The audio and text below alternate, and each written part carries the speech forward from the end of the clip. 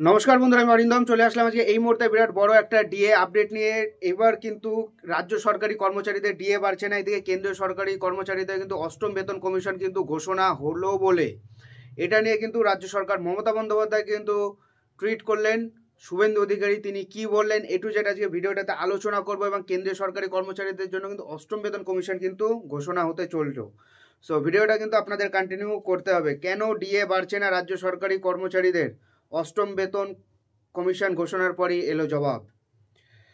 কেন্দ্র সরকারি কর্মচারীদের জন্য সুখবর এসেছে বৃহস্পতিবার, তবে রাজ্য সরকারি কর্মচারীদের পকেট গড়ের মাঠ। কিন্তু কেন্দ্রীয় সরকারি কর্মচারীরা যেখানে নতুন বেতন কমিশন পাচ্ছেন, সেখানে ষষ্ঠ বেতন কমিশনের অধীনে সময় মতো কেন মহার্ঘ ভাতা বৃদ্ধি হচ্ছে না রাজ্য সরকারি কর্মচারীদের? বৃহস্পতিবারে কেন্দ্রীয় মন্ত্রিসভার তরফ থেকে বড় উপহার দেওয়া হয়েছে কেন্দ্রীয় সরকারি কর্মচারীদের।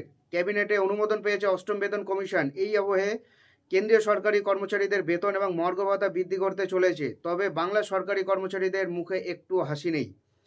ষষ্ঠ বেতন কমিশনের আওতায় থাকা রাজ্য সরকারি কর্মচারীদের মহার্ঘ ভাতা বৃদ্ধি পাচ্ছে না। এই আবহে এবার মমতা বন্দ্যোপাধ্যায় সরকারকে তীব্র খোঁচা দিলেন বিরোধী দলনেতা শুভেন্দু অধিকারী।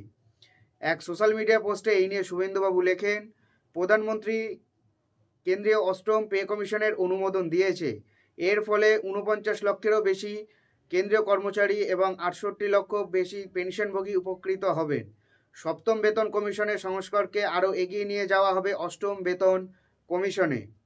তবে ঋণে জর্জরিত পশ্চিমবঙ্গ সরকার ষষ্ঠ বেতন কমিশনে বাধা পড়ে রয়েছে, কারণ পশ্চিমবঙ্গের মুখ্যমন্ত্রী মমতা বন্দ্যোপাধ্যায় দিনের পর দিন ঋণ শুধু বাড়িয়েই চলেছেন।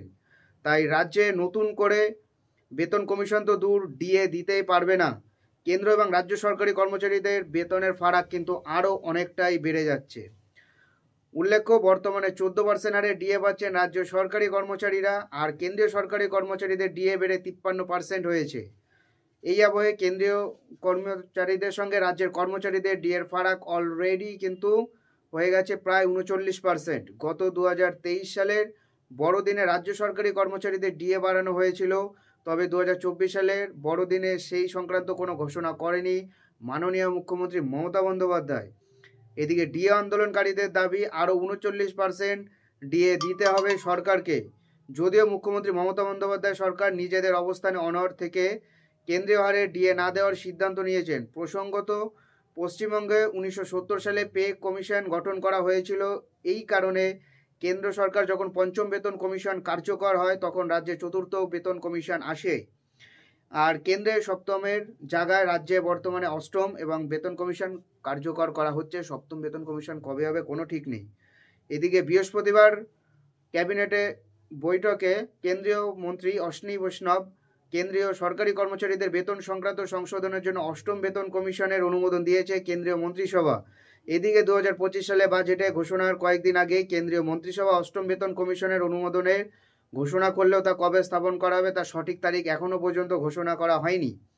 কেন্দ্রীয় মন্ত্রী অবশ্য ঘোষণা করেছেন 2026 সালে মন্ত্রে কমিশন গঠন করা হবে। অশ্বিনী বৈষ্ণব জানিয়েছেন, অষ্টম বেতন কমিশন চালু হওয়ার বিষয়টি দেখভালের জন্য শীঘ্রই চেয়ারম্যান এবং 2 সদস্য নিয়োগ করা হবে। অর্থাৎ কেন্দ্রীয় সরকারি কর্মচারীরা 53% ডিএর সঙ্গে সঙ্গে নতুন বেতন কমিশন আবার 1% থেকে ডিএ শুরু হবে।